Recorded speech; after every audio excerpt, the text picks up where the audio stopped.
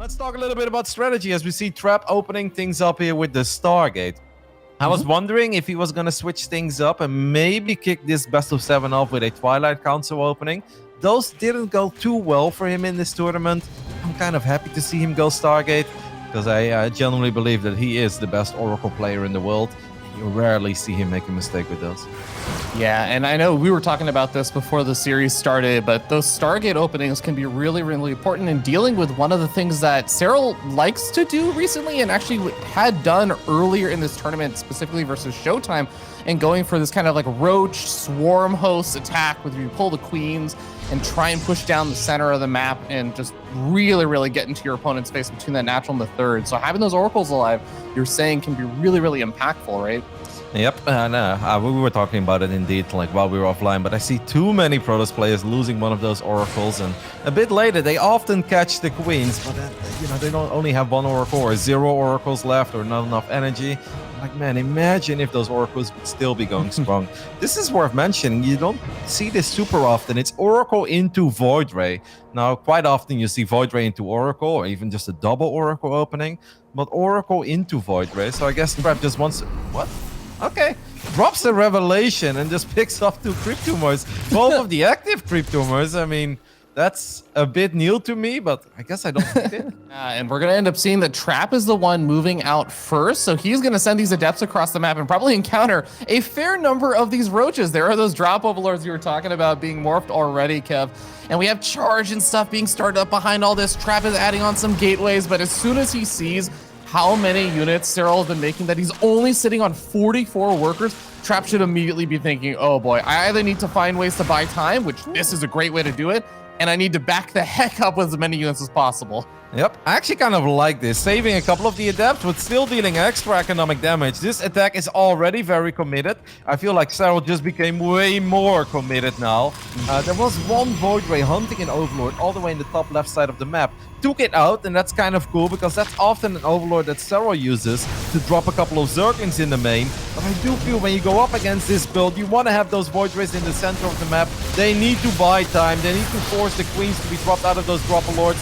That hasn't happened, which means this is going to be a very difficult defense. The gateways haven't actually finished up over here for Trap. He has 3 still in production. He just really doesn't have the raw number of units. You can see how overwhelming the numbers look over here for Serral. He's already knocking out a couple of these shield batteries, or about to take out the remaining ones. This third base is effectively going to be evacuated. Probes not able to be saved either. Serral has broken through the third base, and at this point, it feels like he's going to be on a big, big train all the way to the natural. Not exactly the way you want to start your grand finals if you're Trap. If you're hoping for that upset victory, this is a bit of a disaster. Like, he may survive because it's always kind of hard to run up this little ramp in Pillars of Gold. But is it really surviving if you've already lost all those probes, if you've already lost all those batteries, the base, and I mean, now you're going to lose the cybernetic score too. It's not looking all that pretty for a Protoss in game 1. Yeah, it's actually going to be the Cybernetic core and probably both of the gateways, so bringing him back down to 5 gateways. He's making a couple of Archons here and there. He's making a Robo, but what is Trap's game plan now? Because yes, he did economic damage early on with those 2 Adepts, but Serral has had time now to say, well, let me add on a few more drones here and there. I just need to make sure that I survive, but I'm looking solid. I'm getting at my transitionary tech. You know, the best thing for Serral is that sometimes when this attack happens and the Zergos barely kill the third base, they have lost all their roaches, they've lost their Ravagers, they've lost a whole bunch of Queens, and then it's actually very hard for them to drone up behind this, and Protoss is still in the game. That's not really the case this time. The only thing that really went down there for Serral are Zerglings. He lost 24 Zerglings and literally one Ravager. So basically he has all those units he made still alive from the early game. So at this point he can just drone up for a little while until he feels he truly needs extra units. And that makes his position even better. One of these Void Rays is in a lot of trouble and will go down. Good job by Serral. This is absolutely brutal. Serral actually used the creep tumors in the bottom right to deny that third base location for such a long time. Good split for the most part over there from Serral. Still takes a couple of hits, but those Banelings waddling on forward, those Zealots running away for their lives. And we're starting to see that even the Archons are starting to get taken out over here by the Ravagers. This third base, Trap cannot afford to lose it. That's a great disruptor hit, but again, it's just about buying the space for Serral to annihilate that third base yet again. We're at 10 minutes and a Protoss player doesn't have a third. Nope, and I don't think he's gonna get a third anytime soon. Bailing speed is ready at this point. I gotta say, the army fight didn't go bad for Trap, right? This time he did land at a couple of great purification Novas, did a good job in keeping his Immortal and the Archons alive, but who really cares if you're a 2-base Protoss? I feel that Serral doesn't care too much. He's at 66 drones. I love the rotation between drones, units in this game that Serral has displayed, and he could even go for a little bit of Queen Harass, which is very unnecessary, but I kind of like to see it at this point. Yeah, it's almost just a moral blow. You're harassing my main base with queens and a drop overlord? He's gonna do it! Oh my god, this is actually absurd. And you know what, actually, is that he could also use this overlord to drop some creep potentially if he finds opportunity, but he's gonna end up backing out. I was gonna say he could drop some creep in the main base and just make things even more annoying and hectic. But yeah, as long as Serral is sitting outside here with a third base, he's now a 4-base Zerg player versus a 2-base Protoss. Yeah, you know, there are people that get a bit carried away with trying to end the game, going up that little ramp against the 2-base Protoss, and then they eat a couple of big Novas to the face, and all of a sudden, it's Roachling Ravager against Archon Immortal Disruptor, and then you feel like there is hope if they're on 55 drones. The Novas, once again, are pretty good so far. The additional Novas are good. I don't think Serral really needs to take this fight, but maybe he just doesn't really give a damn because, as you said, he is a 4-base Zerg player at this point. Yeah, and I suppose even just taking out these disruptors, even if they aren't the most efficient trades, he's taking out power units. He's about to take out some of the Archons. Maybe a Colossus or two will go down over here. And yeah, again, like you said, Serral is not always getting the most efficient trades, but he knocks out another disruptor over there, another Archon fell, and Trap. He finally has an observer over here to clean up some of the creep spread, but even that's going to take some time to recede because there's actually quite a few creep tumors now. Queens are looking for a kill on the Void Ray. They won't get it, and that means that these Queens will finally go down. I feel like they would have done alright in the main base against just a couple of Stalkers, but Serral decides to just sacrifice them here in the end. Going up to 5 bases now, plus 2 melee on the way, and obviously we do still have Baneling speed. Serral is playing a marvelous game, but this game obviously kind of got decided with that first big attack, because that's where Serral really needed to do damage. Seems like Trap is gonna go for it. He needs the best Novas we have ever seen. The first one completely whips. How many disruptors do we have? 3. Okay. I mean, an 0.1% chance for your Dragon? Question mark? Yeah, I mean, you know, after you lose 4 disruptors to the earlier attacks, it's pretty tough. But, you know, maybe if every single disruptor lands on the entire army twice, because I'm pretty sure there's gonna be a remax potential here after Serral loses a few units. It's a lot to ask Banelings for. from behind! Sorry, but that's really cool. Beautiful movement on these paints. I gotta say, Trap did a good job in avoiding them and landing a Nova on some of them, but he is just completely outnumbered. 40 supply against 110. Here comes the Swarm. And I think Trap is about ready to tap out of the first game, as he is still just a 2-base Protoss. And that's never gonna be good enough. GG's! It's going to be a very, very big turnaround if you can make this work, and we'll see the first 2 adepts heading across the map.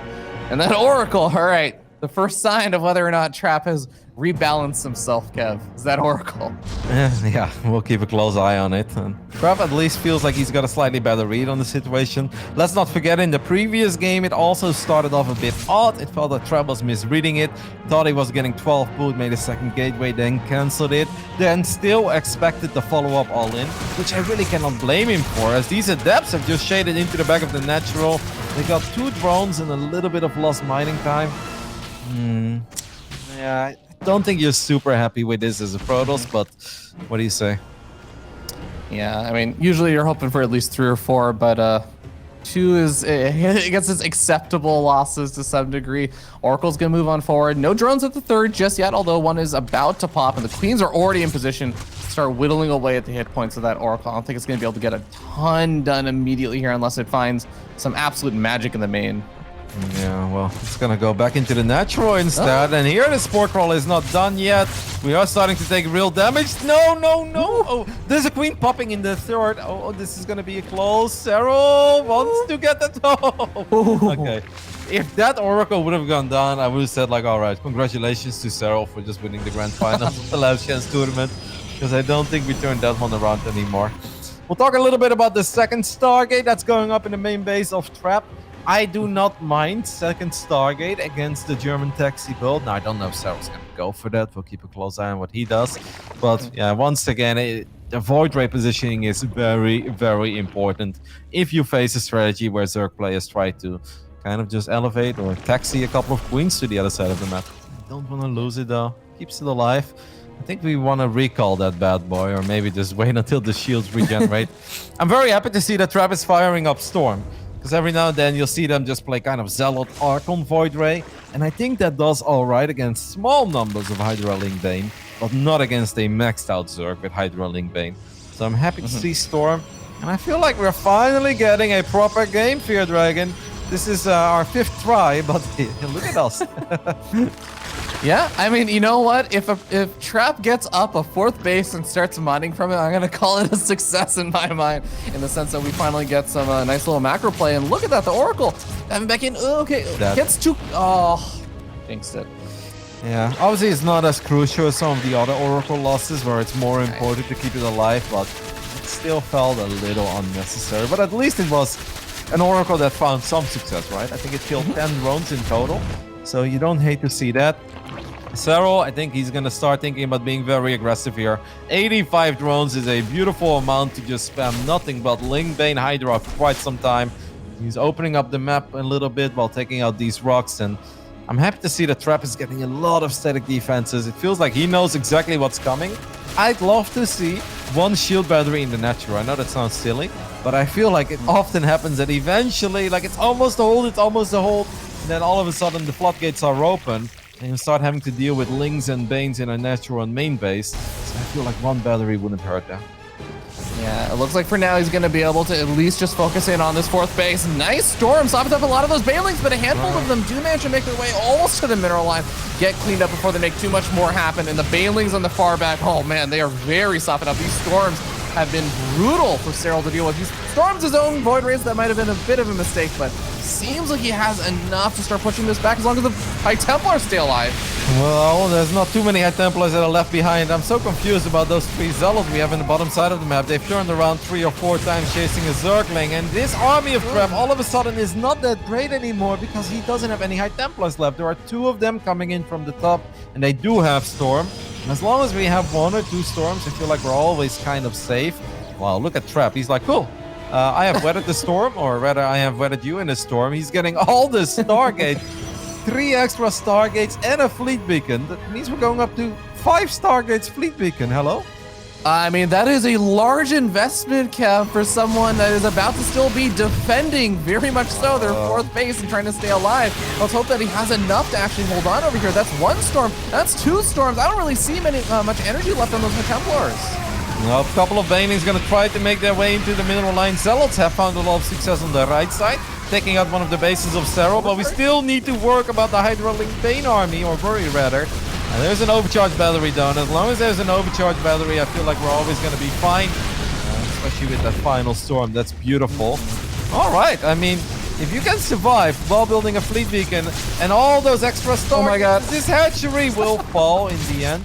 I think this is obviously starting to look better and better for Trap. He's got carriers on the way, +1 air weapons, and he's still a 4-base Protoss. Great anymore what Serral has or what Serral could throw at him, so he's like, if you want to donate units, go ahead and donate units. He's gonna fight out. He has a couple of carries in the mix. The storms are amazing. Absolutely obliterating the majority of the Banelings. Can he save the remaining High Templars? Well, yes, because he can morph them into Archons. Another phenomenal fight here for Trap. And Trap finally actually sitting up a bit in supply over here with 4 more carriers going to be popping very shortly. These Banelings going to desperately try and look for some damage. They're going to go over to that 3rd base location, bust through one of the cannons. Don't actually get any probes though. Units lost resource tab, as our observer was just showing us. Almost 20k resources have gone down for Serral, only 10k for Trap. That just really kind of tells the tale of how effective our Protoss has been in some of these fights. And his army is becoming more and more powerful. Serral's adding in a couple of Infestus, so we may see a Microbial Shroud. Now, I don't think it's going to be the game saver in this one. Trap's army is monstrous. Like, Serral's army at this point is worth 950 gas. Trap's army is worth 4,000 gas. I think that kind of says enough. Yeah, it's gonna be pretty tough for Serral to just take a head-on fight and make it work. But like you said, Microbial Shroud does, unjokingly, it actually does help a bit. But yeah, it's gonna be very difficult to find the correct angle to make this work with the army that he has right now. Yeah, I mean, if Trap would attack him, Serral would die because Serral's army is simply nowhere near powerful enough. But maybe Serral can keep Trap at home in a couple of these Zergling run-bys, just buy some extra time for himself. It is always a bit scary to engage the Zerg in a concave on creep. But we have a couple of Storms available and a couple of Queens and Hydras. I think it's simply not going to be enough. There we do have Microbial Shroud. This is where people say, like, it's just not good. As a 12-pool player, you really don't want to take your natural somewhere else. But you also don't want to waste time killing a pylon. But I think Serral's got no choice other than to keep these Zerglings at home and take care of this pylon. Because obviously the economic damage would be too much if you would be forced to take your natural at the third or fourth base location. One thing I do like that Serral did is that he actually only attacked the pylon with 5 lings, and he sent 1 forward, which, sometimes that's just the extra little bit you need to maybe start getting annoying, get there right before the Zealot gets into the wall. But no, Trap is on time with all of his timings over here, he knows, and he's going to be able to get that Zealot out to protect it, and it's just about that gateway, like you were saying, potentially taking some extra damage now. Yep, I mean, that's going to take a little while before the second Zealot is out. The second Zealot's probably going to have to go all the way around, because I don't think you ever want to let it pop on the right side. So here is that back and forth dance. Serral's looking for a great trade with his Zerglings against the probes. If he cannot get anywhere, okay, will he fight this? I think he will, because the probes feel a bit exposed. Ooh, this is close, God, but wow, Trap. This is actually really good for Trap. My goodness, this is amazing. He did not lose a single probe. 0 probes went down there for Trap. That is magnificent. What did he even do? As this Zealot takes out 1 creep tumor, will fall. So I guess we can go up to like 36, 37 drones. There's no way he can make more than that, right? Because then he will just die. Well, he's making a couple overlords, which is oftentimes a sign of getting ready to make... Oh my god, he's making more drones. I was going to say, usually when you start flooding out multiple overlords... Yeah, he's got to stop at this point. Okay. If he doesn't stop now, maybe pure Roach defense does not put any drones at the third, as a couple of slow Zerglings run into a depth in the center of the map. Serral went up to 39. This is really the absolute highest he could ever go up to. And now he's just gonna need the best defense of his life. We've seen it before. I've seen, like, not too long ago, a miraculous defense on Lightshade against, I think it was Showtime. And Serral was like, I just like defending, that's why. Like, well, he's gonna have to pull off another miraculous ult. Well, you called it. Resident Glaive finishing up 5 or 6 seconds before Zergling Speed. But Zergling Speed is gonna be able to kick in for this defense.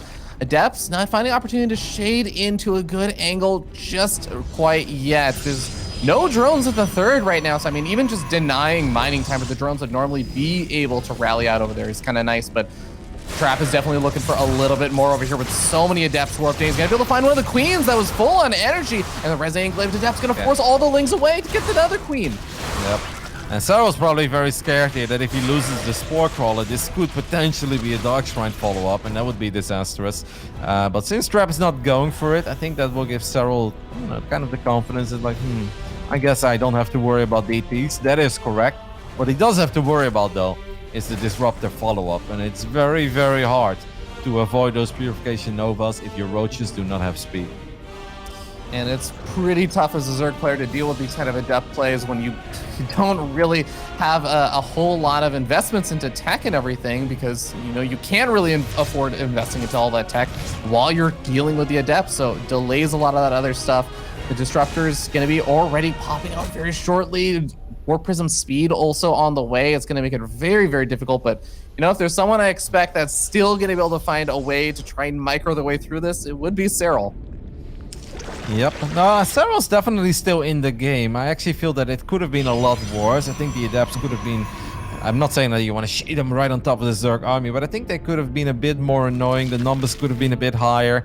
In the end, Trap still dealt a lot of damage, but it was mostly indirect damage, just by forcing out all these units, forcing out some static defenses too. So it's not that Serral is all of a sudden in a magnificent position. But if Yona does not take any damage in, let's say, the next minute, yeah, then all of a sudden we're looking at a Zerg, 60 plus drones, Roaches, speed, maybe a couple of Ravages in the mix. We have a Baneling Nest, Baneling speed on the way. Yeah, still a very playable game for Serral. Yeah, you do have the lair finish up, and you were talking about Bailing speed. Okay, there's the roach speed upgrade again. It gets started on up. Serral's just looking for some of those extra resources for it. He's flooding out some of those lings across the map while the disruptors head to the other side of the map. It looks like those lings will get pushed back by a prepared trap. Those disruptors gonna go for a very ballsy attempt to go for disruptors. That does not work out, but Trap keeps them both alive.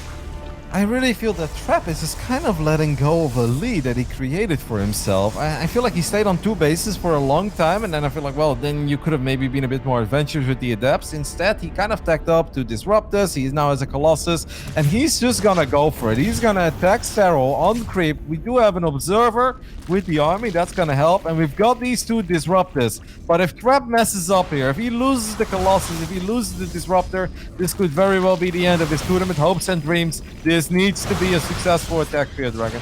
Yeah, this is a little bit of a choke point that the disruptors are going to be able to very heavily abuse, even with some force shields being added in over here. How in the world does Serral get down here? I think he might just have to abandon this base. He's going to try and roll in with the Bailings. He does get a couple of good connections, but doesn't finish off a majority of these adepts. Force shields thrown down yet again. Take a very long time to actually knock down with those Ravagers. Okay. The Novas are absolute money at this point. The War Prism is sitting very safe and pretty all the way in the back. And maybe Serral overdid it a little bit with the drone. Simply did not have enough units. GG. I always just have a big smile on my face and I get like a little nervous about the game 7s, you know. I just feel it for both players. You know that this is a very big moment for Trap. He has obviously won the Super Tournament and he won MLG Anaheim a long time ago. But this man really has had so many second places throughout his career. On the other end of the map, we know that Serral doesn't like losing. Well, he doesn't like losing, period, in anything. I've seen this man be obsessed over losing a game of Mario Kart against Lambo, so we know that he doesn't like losing. But losing this final would also really sting. Void Ray into Oracle it is for now. We already see a couple of Spore Crawlers going down for Serral. So he's not taking any chances here in Game 7. You don't want to start this crucial game off by losing a couple of drones to an Oracle. I have always said that I feel Oxide and Pillars of Gold are pretty similar. Now, obviously, they're not the exact same, but I think they have a lot of similarities. And let's go all the way back to Game 1 of this Grand Finals. We had the German Taxi going up against a Stargate opener. Well, here is Overlord Speed. Oxide, Pillars of Gold, somewhat similar. I think out of all the games, that was the most convincing win for Serral. I already said it while we were on the commercial break. I'm feeling German Taxi here for Game 7, but we'll see if Serral actually goes with it. Yeah, Oracle going to use a bit more of that energy, knocking out some of those creep tumors yet again, going after the Overlord yet again, and is going to be able to get it without taking too much damage on that Voider. So not a bad start there for Trap, but that Oracle going for the Revelations on the creep means it's not really going into the mineral lines. It's not getting a lot of that deep in scouting and seeing, okay, is it more drones or is it going to be a lot more units? And now he starts to poke forward. He sees the lair coming out at least. It's a lot of drones going down, or in production rather, for Serral. Too many if he would have gone for the traditional German taxi build that we have seen. But obviously there's still many ways to be aggressive. But for now, it actually seems a little more macro-oriented. Evolution Chamber, extra drones, Overlord Speed, sure, it's done. But it just gets a scout in the main base. And so it's like, all right. Double Stargate it is. I don't know if he actually saw the tail end of that Twilight Cancel going down. Yeah, he saw those buildings go down too. So Serral should have a really good feel for where he's at in this game and where Trap is at in this game. Man, I'm really like, this is like the calm before the storm, Rob. It's about to happen. Nothing but units soon to be produced by Serral. Because there's no way he just wants to sit back forever with Hydralink Bane. We're going to wait for these upgrades, these crucial Zerg upgrades to finish up. And then I think we're just going to fully send it. And we'll see if Trap can defend as well as he did on Death Aura. Or if Serral can break him.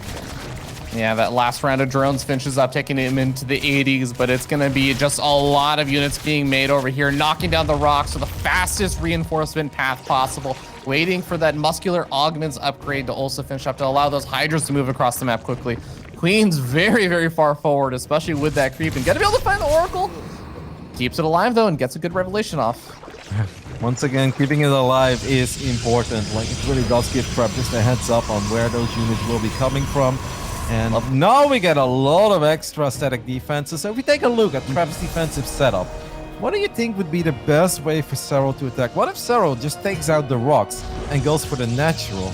Like, I know that's a bit crazy because you're setting yourself up to be sandwiched, but I actually feel like that would be the best way to attack.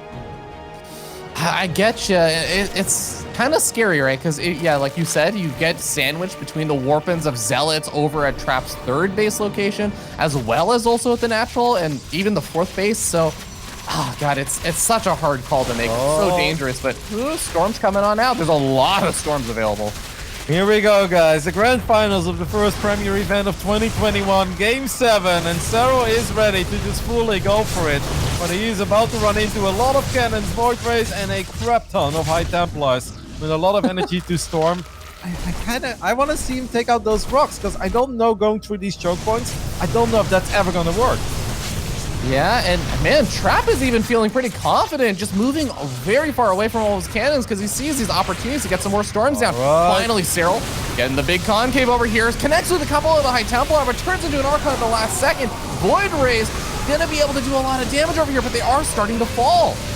Most of the High Templars are gone, but there is an overcharged battery in the back, keeping the last High Templar alive, dropping another storm. Serral has lost the majority of his queens, and Serral will be forced to retreat, and that's never a good sign when you're playing Hydrolink Bane, because you don't want to retreat, you want to keep on fighting. During all of this, Trap once again had a couple of Zealots on the left side, get a cancel on that base as the observers just showing us. That was really good for Serral. Excuse me, for Trap, as Serral has lost 3,000 resources more. Now, obviously, he will have another wave or two, but it's not going to get any easier. Yeah, and it takes a lot of time to remake all of those Banelings that he had to use up for that previous fight. He was down to 0 at the end of it. Finally is remade, 19 with 5 more on the way. Knocks out those rocks you were talking about, and may be able to find a better trade over here against these Zealots. The Banelings morphing in are having some trouble. These Zerglings finding an opportunity to at least pull Trap a bit further apart. Yep, Serral tried to find a little opening with Zerglings on the right side. That did not happen. There is nothing in the wall, so just a couple of Zerglings running into the natural would already be pretty good. But Serral just wants to fight his army. He needs to get on top of the High Templars. And so far, Trap is doing an amazing job in keeping those High Templars alive. Oh, that shield battery overcharge also going to be a heal up those very weakened up High Templars after the Banelings manage to connect. There are a few Lings or Banelings running in on that fourth base. They get 6 worker kills, but that is not the damage that Serral was looking for still. Serral really still wants to make more happen. And you can see he is continuing to commit, just now starting up +2 melee, and there's carriers on the way, Kev.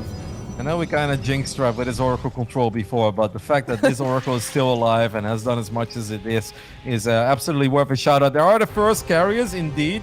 Serral sees them and he thought of going for it, realizes that maybe he missed the window. I have a little anxiety attack every single time I don't see a unit in the wall up, but who cares, as Serral runs into cannons and batteries again, but the storms are on point.